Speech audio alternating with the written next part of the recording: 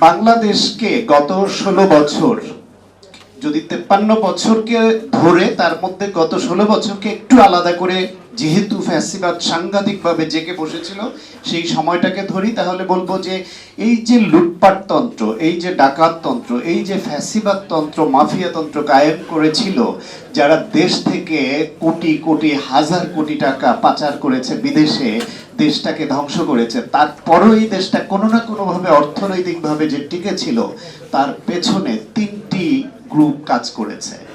তিনটি গ্রুপের মধ্যে একটা হচ্ছে প্রবাসীরা, তাদের রেমিটেন্স, একটা হচ্ছে গার্মেন্টস ওয়ার্কার, তাদের শ্রম মেধা, আর একটা হচ্ছে বাংলাদেশের কৃষক। এবং দুর্ভাগ্যজনকভাবে এই তিনটি গ্রুপই বাংলাদেশ অবহেলিত থেকেছে সবসময়। লুটেরা গোষ্ঠীরা লুট করেছে, তার এদের উপর নির্ভর করে কিন্তু তাদের দিকে মনোযোগ দেয়নি। এখন এদের প্রতি যে একটু মমতা রাখা, সেটিও অনেক সময় থাকে না। আমি এক সময় জায়জেদিন পত্রিকায় সাংবাদিকতা করতাম, তখন সাংবাদিক শফিক রেহমান, উনি আমাদের মাঝে মাঝে ট্রেনিং ক্লাস করাতেন, কথা বলতেন। তখন আমাদের অনেক কথার মধ্যে একটা কথা কমনলি বলতেন যে এই যে প্রবাসী যারা পেছনে তার দেশ, মা, সন্তান, পরিজন, স্ত্রী সবাইকে ফেলে বিদেশ চলে যায় শুধু একটু উপার্জন করে ফ্যামিলিকে ভালো রাখার জন্য, দেশকে টাকা পাঠায়, তাদের প্রতি কখনো মমতার অভাব রেখো না লেখার বেলায়। আর একটা হচ্ছে বাংলাদেশের বর্ডার এলাকায় যারা সার্বক্ষণিক উৎকণ্ঠা নিয়ে বসবাস করে পাশের দেশের জন্য, আতঙ্কিত জীবন, তাদের প্রতি মমতা রেখো। আর একটা হচ্ছে গভীর সমুদ্রে যারা মাছ ধরতে যায় জীবন বাজি রেখে, পরিবার পরিজন রেখে, তাদের প্রতি মমতা রেখো। অনেকের কথাই বলতেন এই তিনটা কাজ, কিন্তু আমি কথাগুলো এই জন্য বলছি যে যে পরিসরে যেখানেই আলোচনা আসুক, প্রবাসীদের আপনি ফেলতে পারবেন না।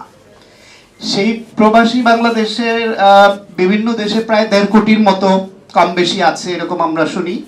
জিকু ভাই বললেন 1.5 কোটির মধ্যে 1.5 লাখ স্কিলড বোঝাচ্ছেন, হয়তো কোয়ালিফাইড বলতে তিনি হয়তো স্কিলড ম্যান পাওয়ার বুঝিয়েছেন। এই স্কিলড এবং আনস্কিলড মিলিয়ে যারা প্রত্যেকে দেশের জন্য ভূমিকা রাখে, কিন্তু এর প্রত্যেকেই ফ্যাসিবাদ বিরোধী ছিল না। যেহেতু দেশের মানুষ বিদেশে গেছে, তারা ফ্যাসিবাদের পক্ষে শক্তি আছে, বিরুদ্ধ শক্তি আছে, সব আছে।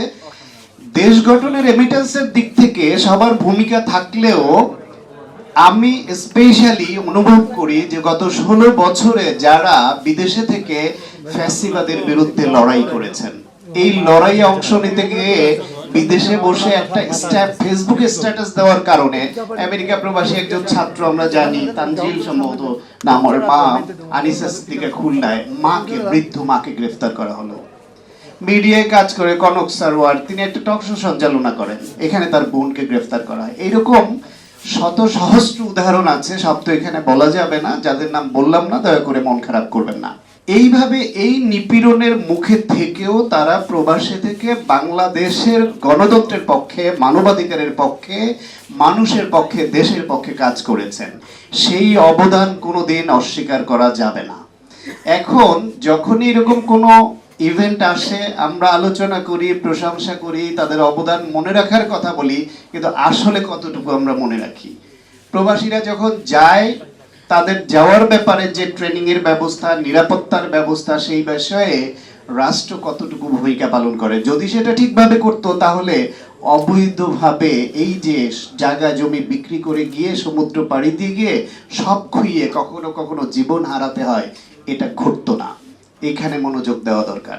যাওয়ার পরে সেখানে গিয়ে কেউ বৈধভাবে যাচ্ছে, অবৈধভাবে যাচ্ছে, কিন্তু গেছে, অবৈধ যে সেও কিন্তু দেশে টাকা পাঠায়, ভূমিকা রাখে। তার জন্য সরকারের করণীয় কি করতে পারে, সেই ভূমিকাটাও কিন্তু রাখা দরকার।